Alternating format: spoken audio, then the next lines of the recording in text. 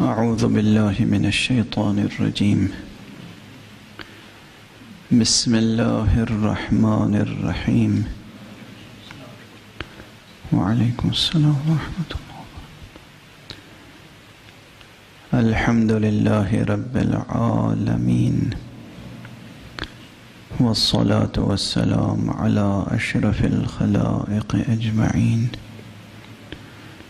سيدنا وسيد الأولين والآخرين، حبيبنا وحبيب إله العالمين، إمام المرسلين وخاتم النبيين، أبي القاسم المصطفى محمد، اللهم صل على محمد وآل محمد، وعلى أهل بيته الطيبين الطاهرين الهداة المهديين المعصومين المظلومين،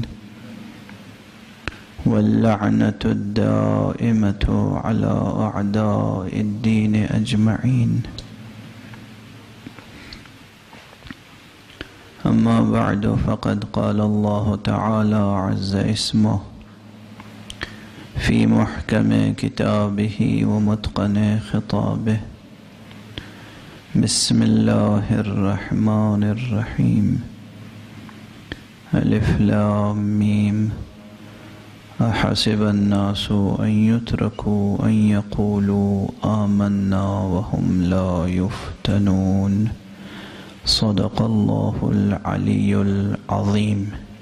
اللهم صل على محمد وآل محمد.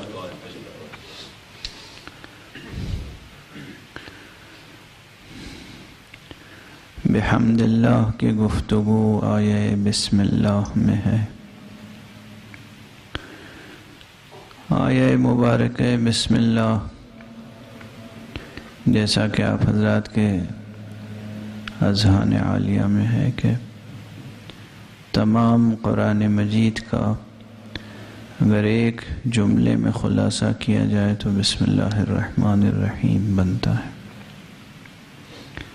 اس اعتبار سے تمام وہ علوم جو علوم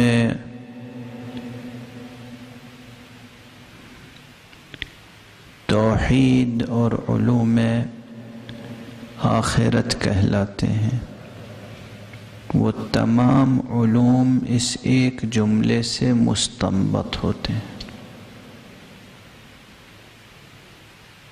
ایک جملہ بسم اللہ سے تمام علوم مستنبط ہوتے ہیں، استنباط ہوتا ہے۔ استنباط کسے کہتے ہیں؟ استنباط کا لفظ خود قرآن مجید میں بھی آیا ہے۔ وعلیکم السلام۔ جو لوگ استنباط سے گھبراتے ہیں، اجتہاد استنباط ہے، اجتہاد سے گھبراتے ہیں، استنباط سے گھبراتے ہیں۔ خود لفظ استنباط قرآن مجید میں آیا ہے، اور استنباط کا روٹ ورڈ ہے نون بیط نبط، استنبطہ۔ نبطہ استنبطہ کے لغوی معنی یہ ہے کسی زمین کو گہرائی تک کھودنا اور پھر پانی نکالنا۔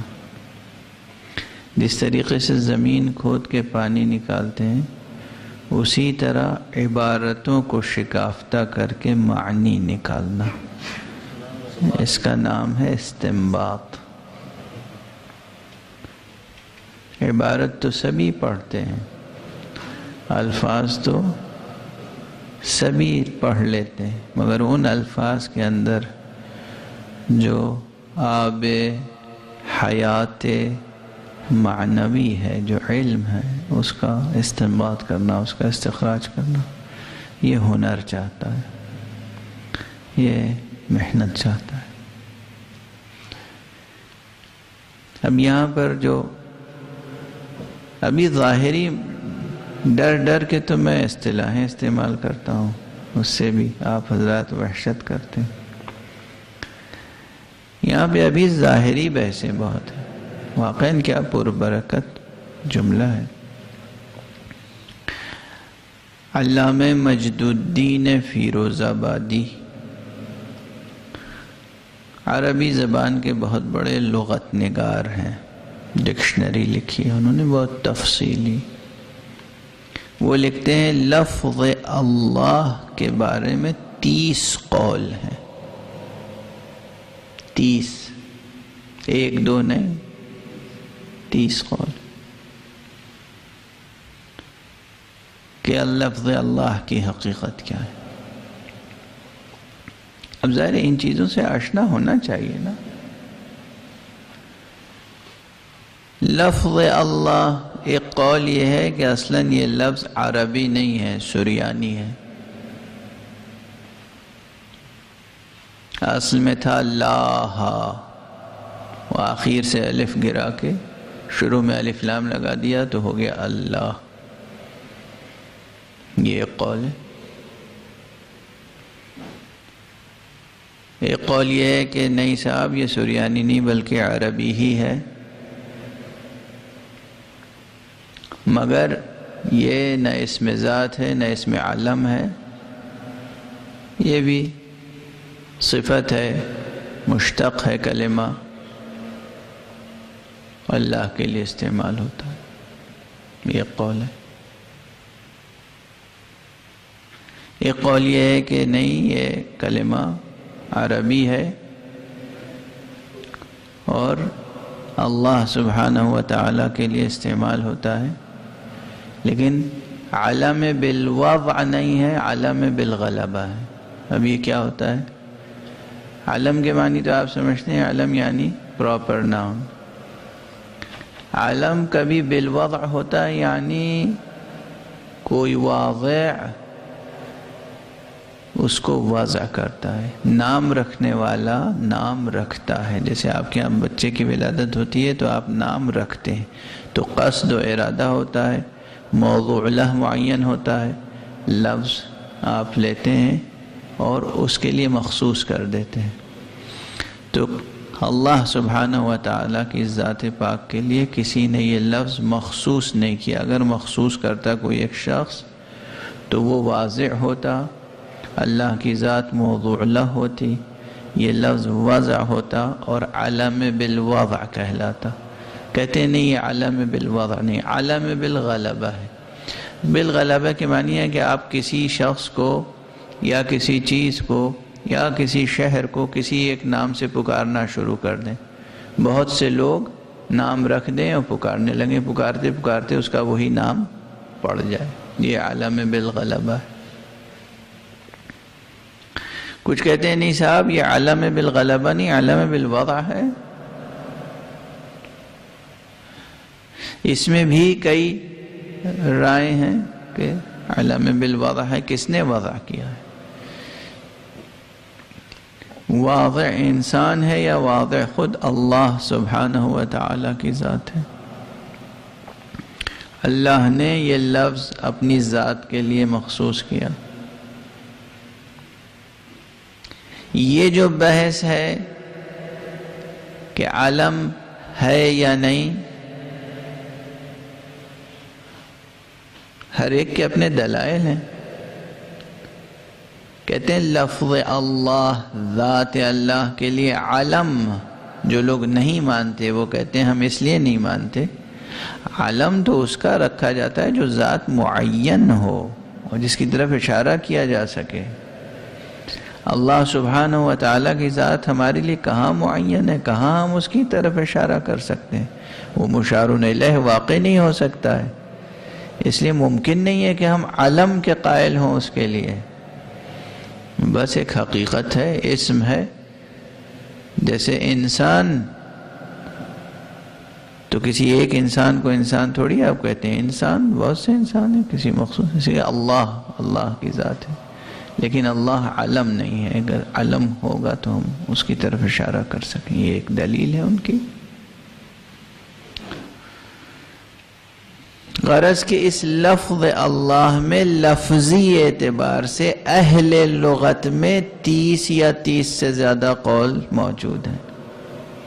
اگر ہر قول پر گفتگو کی جائے اور ان کے دلائل کو سنا جائے اور ان کے دلائل کو پرکھا جائے تو ظاہر ہے کہ لفظ اللہ پر میرا خیال ہے کہ 30 دن کی گفتگو تو لفظ اللہ پر ہو جائے. لفظ اللہ. لیکن میں آپ حضرات کے سامنے صرف ابھی ایک ایک چیز فہرست سنا رہا ہوں، مطالب تھوڑی بیان کر رہا ہوں، فہرست سنا رہا ہوں. اس فہرست سے بھی تو مانوس ہو جائے طبیعت، وحشت نہ ہو.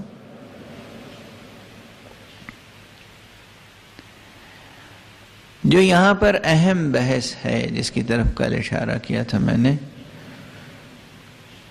اس کی طرف ذرا آج زیادہ تفصیلی اشارہ ہوگا. وہ بھی اشارہ ہم نے کہا تھا اسی آیہ مبارک بسم اللہ کے ضمن میں علم الاسماء پر گفتگو ہو سکتی. نام کس طرح رکھتے ہیں آپ؟ اللہ سبحانہ و تعالیٰ کے نام کیا کیا ہیں؟ نام میں اور ذات میں اور ذات میں اور صفت میں کیا رشتہ ہوتا ہے اور نام میں اور صفت میں کیا رشتہ ہوتا ہے؟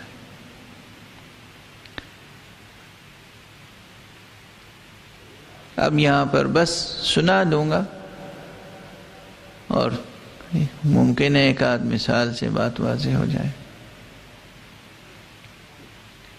اصطلاح کا فائدہ یہ ہوتا ہے کہ لمبی چوڑی 10-20 صفحے کی بحث کو آپ ایک لفظ میں سمیٹ کے کہہ دیتے ہیں. اصطلاح کا فائدہ یہ ہوتا ہے.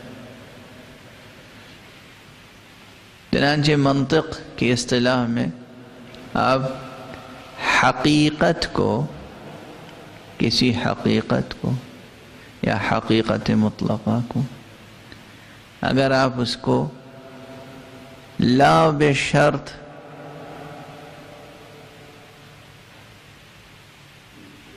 اس کے لیے نام تلاش کریں گے، تجویز کریں گے، لحاظ کریں گے، یا بشرط لا کریں گے، یا بشرط شے کریں گے، یا لا بشرط شے یا بشرط لا شے، یہ جو اصطلاح منطق میں ہے اس کی معنویت ہے.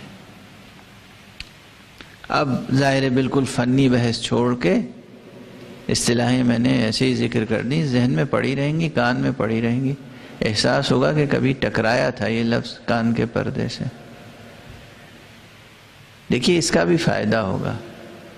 ابھی حال کی بات ہے، اب اتنی بھی حال کی نہیں لیکن کوئی میرا خیال ہے کہ 10-12 سال پہلے فرانس کے ایک سائنسدان نے ایک نیا نظریہ پیش کیا جس سے سائنس کی برادری میں بڑا انقلاب برپا ہوا، بڑی بحث چل پڑی. اور اہل دین کے لیے بھی وہ بحث اہم تھی اور اہم ہے. اس سائنسسٹ کا نام غالباً جیکس بینوینسٹ ہے. ڈاکٹر بینوینسٹ نے ایک نظریہ پیش کیا تھا، theory of memory of water. Theory of memory of water کیا ہے؟ اسی لندن میں بڑا ہنگامہ ہوا تھا. لندن سے ایک میگزین شائع ہوتا ہے، جرنل شائع ہوتا ہے سائنس کا، جس کا نام ہے نیچر. بہت معیاری پرچہ ہے. نیچر میں اگر کوئی کسی سائنٹسٹ کا مقالہ چھپ جاتا ہے تو اس کے لیے باعث عزت سمجھا جاتا ہے، اور پیور سائنٹیفک اور پیور ریسرچ پیپرز اس میں چھپتے ہیں. پاپولر سائنس کا میٹر اس میں نہیں چھپتا ہے. ٹھوس تحقیقی مقالے، نظریہ ساز مقالے. نیچر کے ایڈیٹر کے پاس جب جیکس بینوینسٹ نے اپنا پیپر بھیجا جس میں انہوں نے theory of memory of water کو ایکسپلین کیا تھا، تو اس نے ریجیکٹ کر دیا وہ پیپر اور کہا یہ بہت بڑا سائنٹیفک فراڈ ہے. ظاہر ہے کہ وہ فراڈ نہیں تھا. تو تو ڈاکٹر جیکس بینوینسٹ نے احتجاج کیا اور پھر سائنس برادری دو حصوں میں بٹ گئی۔ بہت سے لوگ کہنے لگے کہ یہ جیسے گیلیلیو اور دوسرے بڑے سائنسدانوں کے نظریات تھے کہ بعد میں یہ 150 برس بعد ریکگنائز کیے جائیں گے، اس طرح کا نظریہ ہے۔ اور کچھ نے ظاہر ان کا ساتھ نہیں دیا۔ یہ تھیوری تھی کیا؟ اور میں کیوں کہہ رہا ہوں کہ اس سے اہل دین کو بھی کنسرن ہونا چاہیے۔ تھیوری یہ تھی کہ اس نے یہ تجربہ کر کے دیکھا کہ واٹر کے مالیکیولز جب کسی ایلیمنٹ سے کہیں پر ریئیکٹ ہوتے ہیں یا ٹچ ہوتے ہیں، کوئی سابقہ پڑتا ہے، تو وہ سابقہ ان مالیکیولز میں دیر تک باقی رہتا ہے۔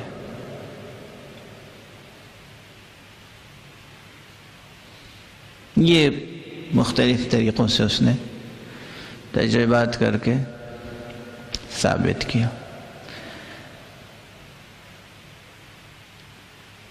اب اس کی سائنٹیفک تفصیل ہے۔ مثال کے طور پہ میں عرض کر دوں، اس نظریے سے گھبرائے اس لیے لوگ کہ چونکہ اس نظریے سے اس میڈیسن کی اس ڈسپلن کو تقویت پہنچ رہی تھی جسے ہومیوپیتھی کہتے ہیں، کیونکہ اس میں جو ڈائلیوشن کا عمل ہوتا ہے وہ اتنا زیادہ ہوتا ہے کہ پھر اوریجنل پارٹیکلز تو شاید ہی رہ جاتے ہوں،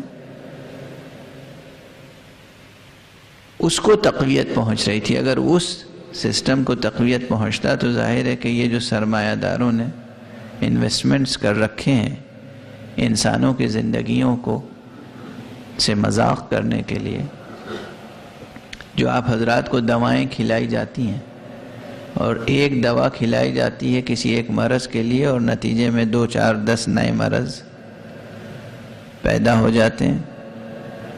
خود ہر دوا جو آتی ہے آپ اس دوا پہ نظر ڈالیں، اس کے ساتھ جو کاغذ آتا ہے اس میں لکھا ہوتا ہے کہ اس میں کتنے سائیڈ ایفیکٹس ہیں۔ اور جو بزرگ حضرات ہیں جو دوائیں استعمال کریں، شوگر کی، ہارٹ کی، ان چیزوں کی، بلڈ پریشر کی، وہ جانتے ہیں کہ ایک دوا کے استعمال کے بعد پھر کیا مزید عذاب میں مبتلا ہو جاتے ہیں۔ بلکہ میرا یہ جملہ یاد رکھیے گا کہ جدید یہ جو دوائیں ہیں، ایک مرض کا علاج کرنے کے لیے اگر انہیں استعمال کیجئے تو یہ شیورٹی تو ہے نہیں کہ اس مرض کا بھی علاج ہو جائے گا، لیکن یہ شیورٹی ضرور ہے کہ 2 4 10 نئے مرض اور پیدا ہو جائیں گے۔ لیکن جو قدیم طرز ہے، جو جڑی بوٹی کے ذریعے سے، غذا کے ذریعے سے علاج کا طریقہ ہے، اس میں یہ شیورٹی ہے کہ جو مرض ہے وہ بھی ٹھیک ہو جائے گا اور اس کے ساتھ 2 4 اور مرض جو ہیں بنیادی اگر پیدا ہو رہے ہیں تو وہ بھی ٹھیک ہو جائیں گے۔ یہ ہے۔ بہرحال مثال یہ عرض کر رہا تھا کہ اس شخص نے یہ ثابت کیا کہ پانی میں حافظہ پایا جاتا ہے۔ سادہ سی تعبیر یہی تو ہے، میموری آف واٹر۔ ظاہر ہے یہ ایک عجیب و غریب نظریہ ہے کہ پانی میں حافظہ پایا جاتا ہے۔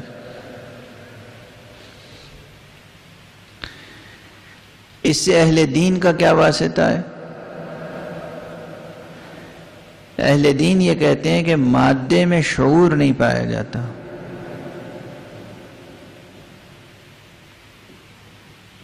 اگر پانی میں حافظہ تسلیم کر لیا جائے تو حافظہ بغیر شعور کے نہیں ہوتا۔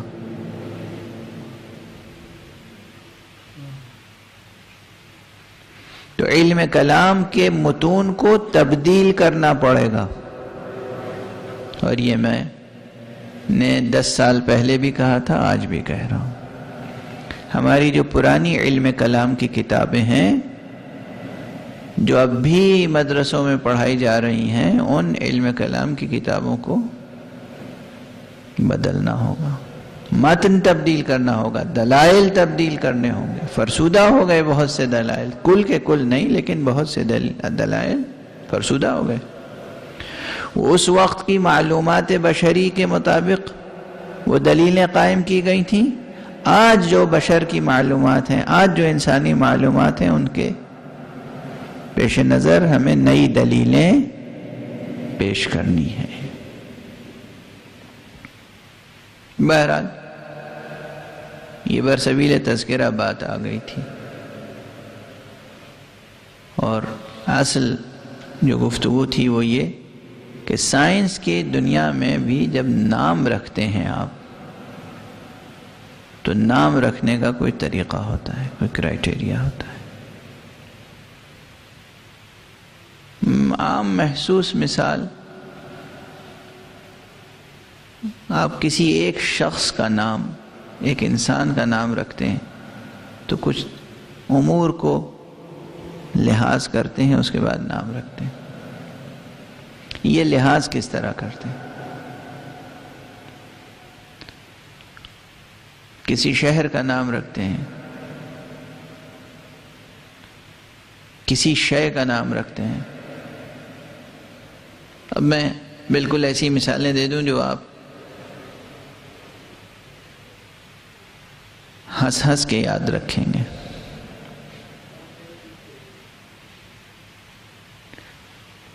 پرانے یہ انگریزوں میں بھی ہر کلچر میں تھا، لیکن ظاہر ہے کہ اپنے کلچر کا مذاق زیادہ اڑاتے ہیں آپ حضرات، ہم لوگ سب. کسی کے یہاں کوئی بچہ پیدا ہوا، اتفاق سے کالا رنگ تھا تو اس کا نام کلو رکھ دیا.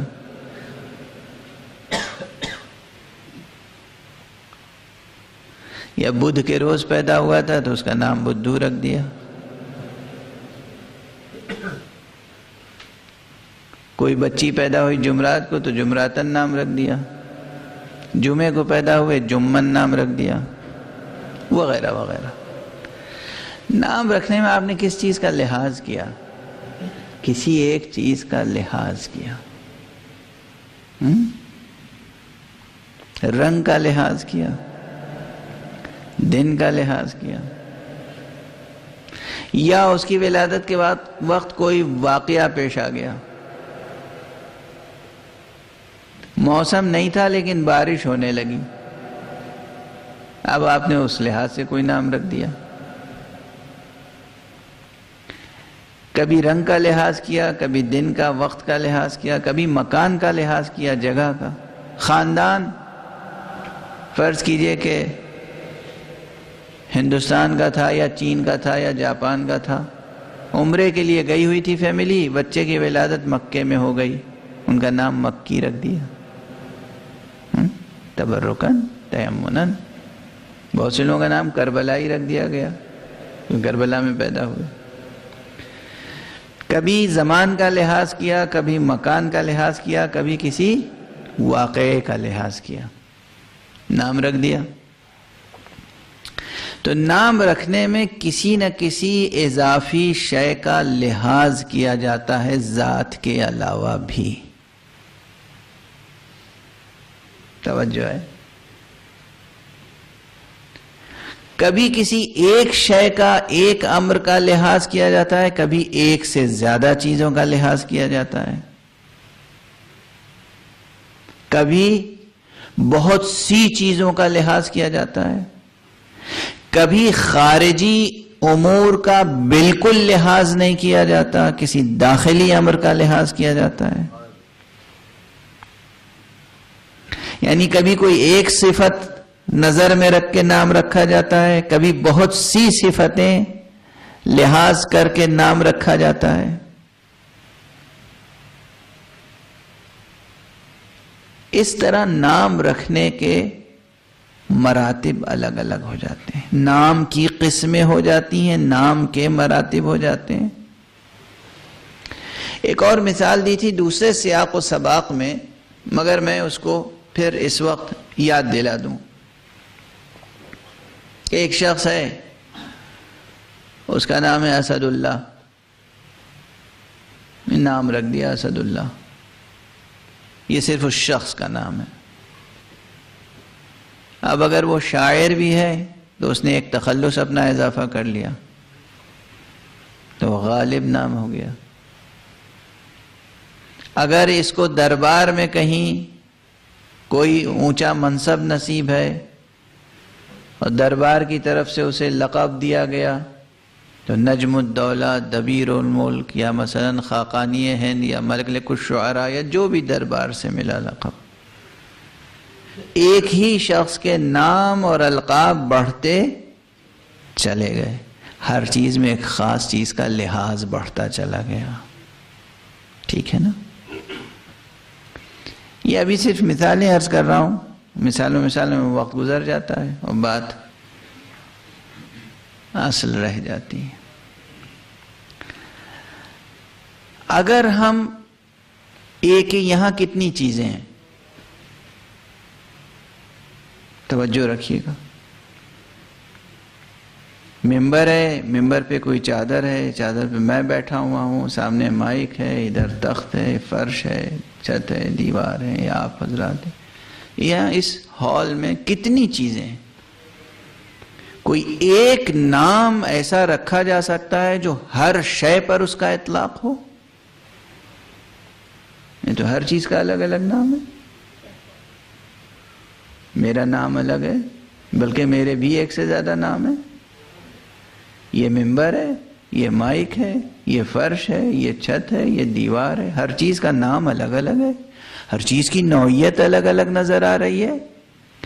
کیا ایسا ممکن ہے کہ ہر چیز کی خصوصیت کو نظر انداز کر دیا جائے اور ایک ایسا نام رکھا جائے جو ہر چیز پر صدق کرے؟ ممکن ہے یہ؟ ہاں بھائی ممکن ہے. میں موجود ہوں یعنی وجود رکھتا ہوں. یہ ممبر بھی وجود رکھتا ہے، یہ مائک بھی وجود رکھتا ہے، یہ انسان ہے، یہ فرش ہے، ہر چیز وجود رکھتی ہے. اس لیے اگر آپ کہہ دیں وجودات تو اس میں سب شامل ہو جائیں گے. ایک لفظ وجود یا وجودات یا موجودات میں سب آ گئے یا نہیں؟ آپ سوچ رہے تھے ممکن کیسے کہ ایک لفظ میں سب کو سمیٹ لیا جائے. ایک لفظ میں ایک نام ہو اور اتنے طرح طرح کے نام والے الگ الگ. کوئی نسبت ہے؟ جو نسبت خاک ربا عالم پاک. اس فرش کو آپ سے کیا تعلق ہے؟ آپ انسان ہیں، صاحب عقل ہیں، صاحب خرد ہیں. کیسے ممکن ہے کہ ایک نام ایسا رکھا جائے جو آپ پہ بھی صدق کرے اور آپ کے قدموں کے نیچے وعلیکم السلام ورحمۃ اللہ وبرکاتہ جو فرش ہے اس پہ بھی صدق کرے، جو خاک ہے، جو زمین ہے اس پہ بھی صدق کرے، مگر کر رہا ہے. وجود ایک ایسا لفظ ہے جو سب پر اطلاق ہو رہا ہے. ٹھیک ہے نا؟ تو اگر ایسا لحاظ کیا کہ ہر شے کا لحاظ کر لیا آپ نے تو صرف لفظ وجود، ایک لفظ ایک نام سب پر صدق کرتا ہے. یہ مائک وجود ہے، یہ ممبر وجود ہے، یہ پودا وجود رکھتا ہے، یہ فرش وجود رکھتا ہے. ہر چیز پہ لفظ وجود کا اطلاق ہو رہا ہے. کبھی یہ ہوا کہ آپ نے دیکھا کہ یہاں چیزیں مختلف قسم کی ہیں، ایک طرح کی چیزوں کا ایک نام رکھ دیا جائے تو آپ نے کہہ دیا وہاں بہت انسان تھے. آج انسان تھے، لوگ. اب لفظ لوگ یا لفظ انسان میں سب آ گئے. ذاکر اور سامع اور سوز خان، نوحہ خان، زید، عمرو، بکر سب آ گئے. انسان، لوگ، ایک لفظ میں سب آ گئے. ایک اسم میں کتنی سمائی ہے. اور پھر اگر ایک ایک شخص کا نام الگ رکھنا شروع کیا تو وہ بھی ممکن ہے کہ ہر شخص کا نام الگ الگ ہے. آپ نے دیکھا کہ ناموں کا عجیب و غریب نظام ہے.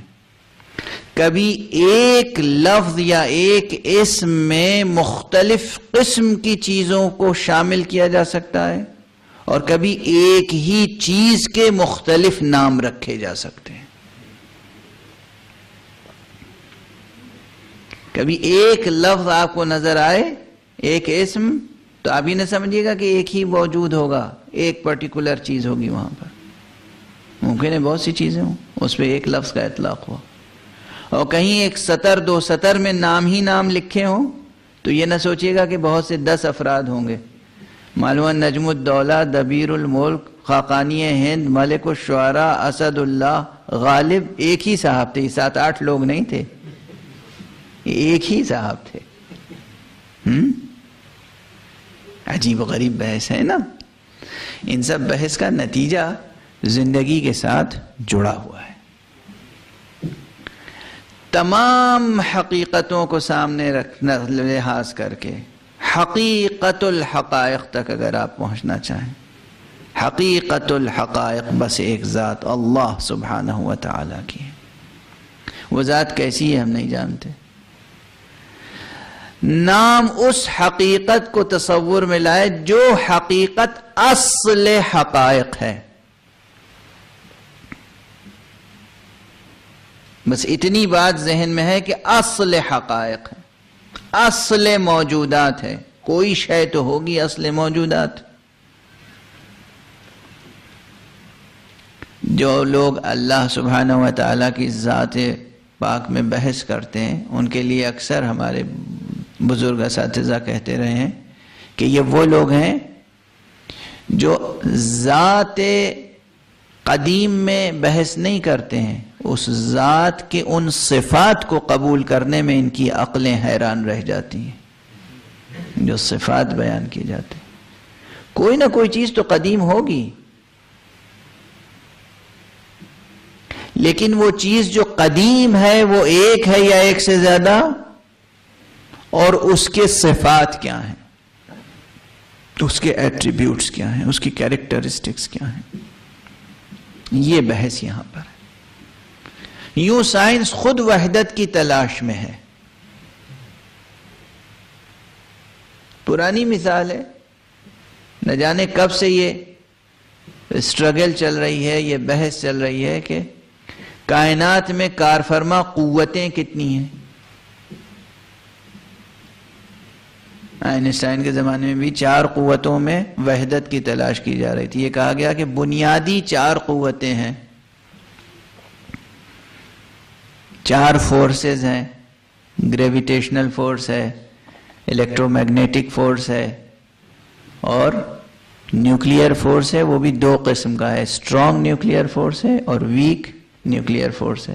یہ 4 بیسک فورسز ہیں جو کائنات میں کار فرما ہیں، لیکن سائنسداں کہتے ہیں نہیں، یہ 4 الگ الگ نہیں ہو سکتی ہیں، یہ چاروں بھی دراصل کسی ایک فورس کا نتیجہ ہوں گی۔ کون آپ کے سر پہ تلوار لٹکائے ہوئے ہے کہ آپ کسی ایک کی تلاش میں سرگرداں ہیں؟ یہ وحدت کی تلاش کیوں ہے؟ یونیفیکیشن آف دی فورسز پہ کیوں کام ہو رہا ہے؟ کیوں کام ہو رہا ہے؟ ابھی تک کام ہو رہا ہے۔ یونیفیکیشن کی تلاش کیوں ہے؟ یہ فطرت آپ کی ہے جو جانتی ہے کہ حقیقت ایک ہے، اور جب تک اس ایک تک پہنچ نہیں جائے گی اس فطرت کو تسکین نہیں ہوگی، سکون نہیں ملے گا، اطمینان قلب حاصل نہیں ہوگا، طمأنینہ کی کیفیت حاصل نہیں ہوگی۔ تو حقیقت الحقائق ایک ہے۔ اس حقیقت الحقائق کا نام کیا رکھا جائے؟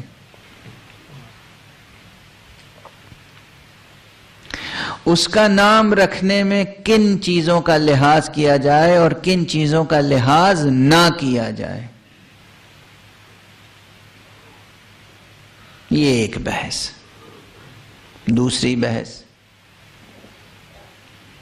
بحث یہ ہے کہ میں نے کہا تھا اللہ کے بعد الرحمن ہے اور الرحیم ہے، یعنی اگر ہم یہ تسلیم کر لیں کہ لفظ جلالہ اللہ ہے، لفظ ذات ہے، یہ علم ہے،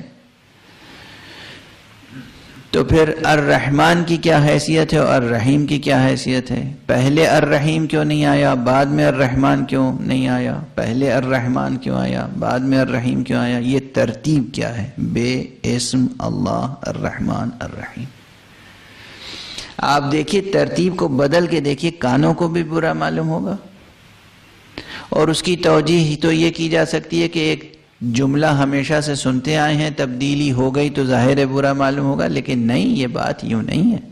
کلام حق ہے، کلام وحی ہے، منزل من اللہ ہے، اور اس میں ایک ترتیب رکھی گئی ہے تو کسی حکمت کی بنا پہ رکھی گئی ہے. اب اس حکمت کو تلاش کرنے میں ہر شخص اپنی سطح سے گفتگو کرتا ہے.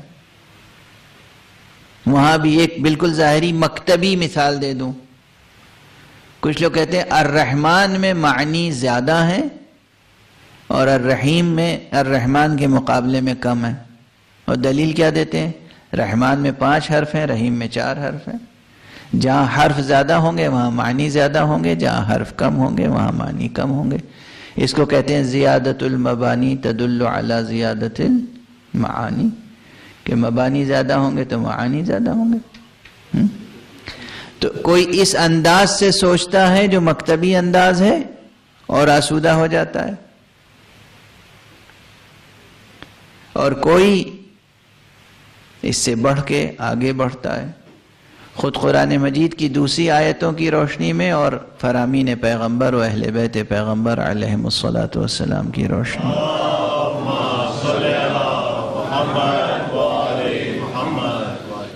آگے بڑھنے کی کوشش کرتا ہے انسان.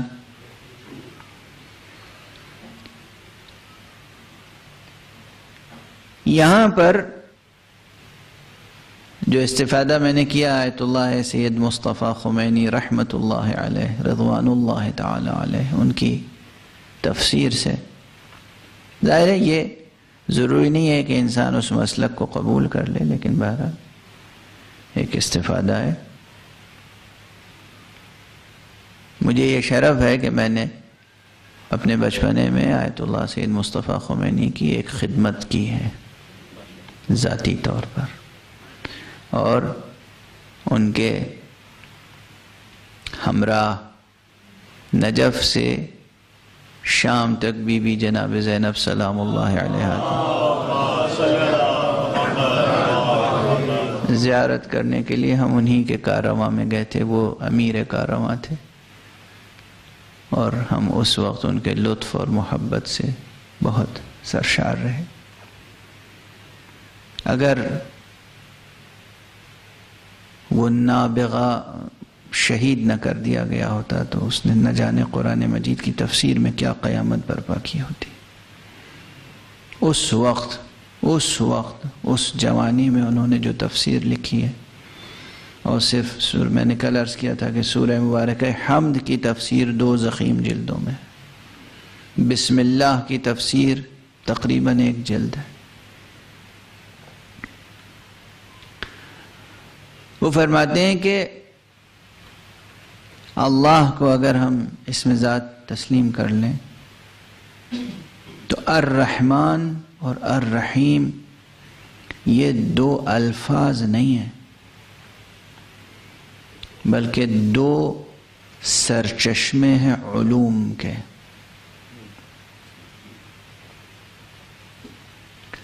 اور قرآن مجید میں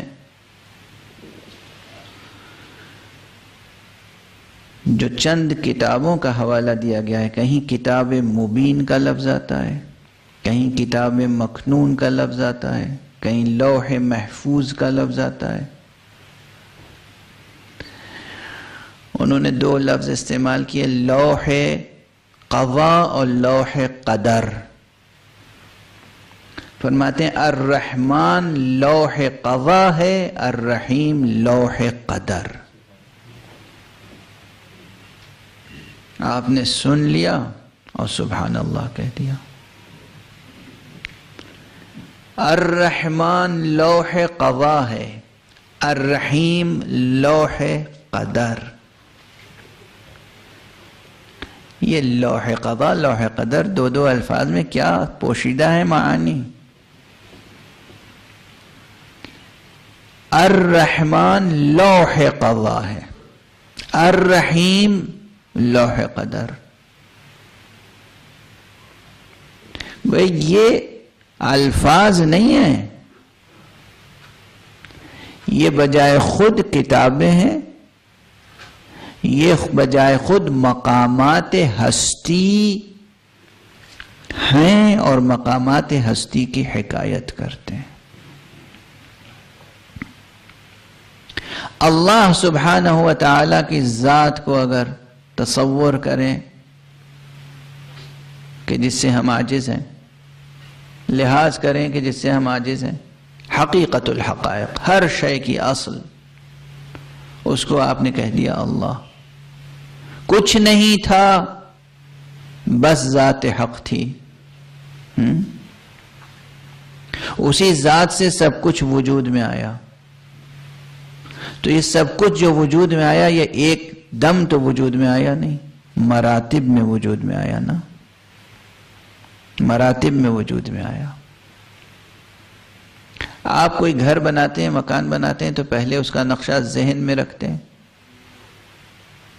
اور اس کے بعد وہ نقشہ کاغذ پہ آتا ہے، اس کے بعد وہ نقشہ زمین پہ آتا ہے نا.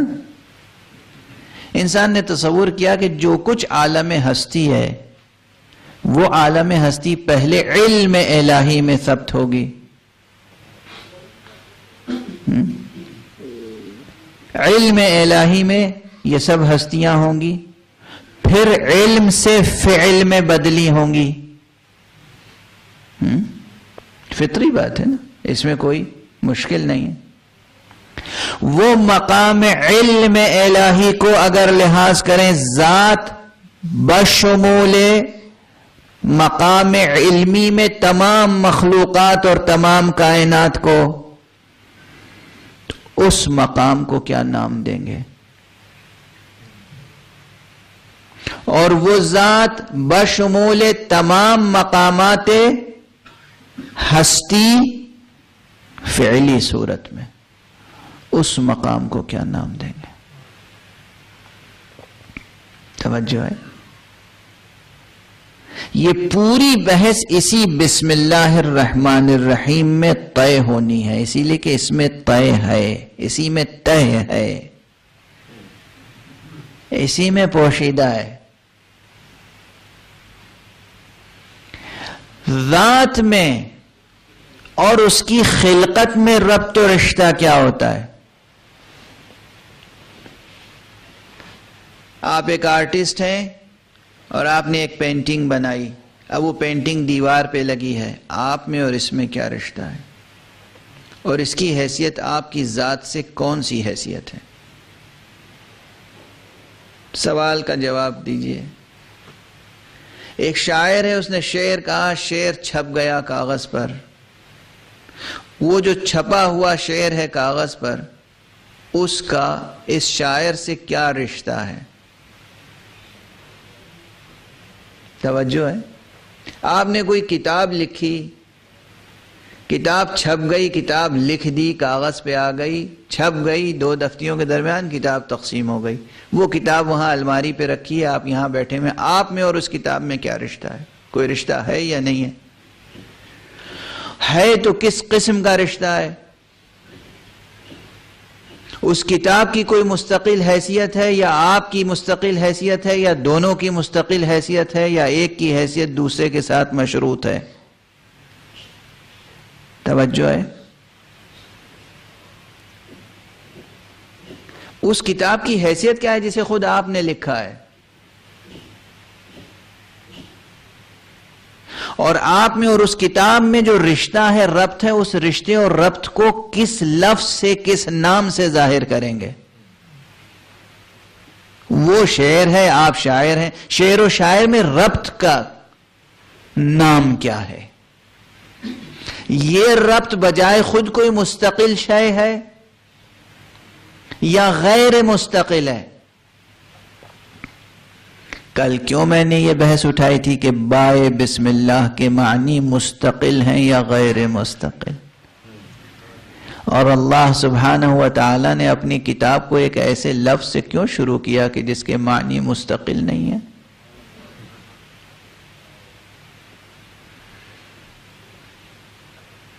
یہ سب بحثیں خالص علمی ہیں، میں تسلیم کرتا ہوں، پیور ایکیڈمک بحثیں ہیں، طالب علمانہ بحثیں، علمی بحثیں، مکتب کی بحثیں، کلاس کی بحثیں، اس سے ہماری زندگی کا کوئی تعلق ہے یا نہیں؟ ان بحثوں سے اگر ہم اور آپ آشنا ہو جائیں تو ہمارے قلب میں، ہمارے ذہن میں کوئی نور اضافہ ہوگا یا نہیں؟ شخصیت میں کوئی تقویت پیدا ہوگی یا نہیں؟ تقویت اور شخصیت بلند ہوگی یا نہیں؟ اور اس کے عملی ثمرات حاصل ہوں گے یا نہیں؟ سب کا جواب مثبت ہے۔ یہ تمام علمی مطالب ہمارے ذہن کو منور کریں گے، ہمارے قلب کو منور کریں گے، ہماری شخصیت کو بلندی عطا کریں گے اور شخصیت کے آثار میں برکت عطا کریں گے۔ یہ بحثیں اہم ہیں، اسے سنیے۔ وہ جو مثال میں نے دی تھی میموری آف واٹر کی، کیوں دی تھی پھر یاد دلا دوں۔ اگر پانی کہیں ایک لوہے آئرن کے یا کاپر کے یا کسی ایک ایلیمنٹ کے ایٹم سے پانی کا ایک مولیکیول ٹچ کر جائے تو اس پانی کے مولیکیول میں مدتوں میموری محفوظ رہتی ہے۔ یہ الفاظ اور یہ بحثیں اگر آپ کے پردہ سماعت سے ایک بار بھی ٹکرا گئیں تو آپ تو انسان ہیں، آپ کے پردہ سماعت پہ وہ نقش باقی رہے گا، آپ کے حافظے میں اس کا نقش باقی رہے گا اور نفس پر اثرات مرتب ہوں گے۔ اس لیے یہ نہ سوچئے کہ یہ کتابی بحثیں کتاب سے نکال کے یوں ہی میں آپ حضرات کے سامنے عرض کر رہا ہوں۔ آپ کی روح کی تشنگی کا علاج ہے۔ میں ایک مقرئ کی حیثیت سے ہوں، قرآن مجید کلمہ بے کلمہ پڑھنا چاہتے ہیں، لفظ بہ لفظ پڑھنا چاہتے ہیں، ایک ایک لفظ کر کے قرآن مجید پڑھنا چاہتے ہیں۔ بسم اللہ الرحمن الرحیم میں ابھی گفتگو رکی ہوئی ہے۔ ایک بحث سے اور آشنا کرا دوں، میں صرف فہرست سنا رہا ہوں ابھی بحثوں کی۔ وہ بحث یہ ہے کہ اللہ سبحانہ و تعالیٰ کی ذات ہے، ایک ذات ہے اور اس کے اندر کچھ صفات ہیں۔ یہ صفات اس میں کہاں سے پیدا ہوئیں؟ خود مسلمانوں میں ایک پورا مکتب فکر ہے، ضخیم کتابیں لکھی گئیں اور وہاں بحث یہاں تک پہنچ گئی کہ گویا ایک ذات ہے اور صفات الگ ہیں، ان صفات سے یہ ذات متصف ہے۔ یعنی علم ایک صفت ہے، حیات ایک صفت ہے، قدرت ایک صفت ہے، یہ سب صفتیں علیحدہ علیحدہ ہیں۔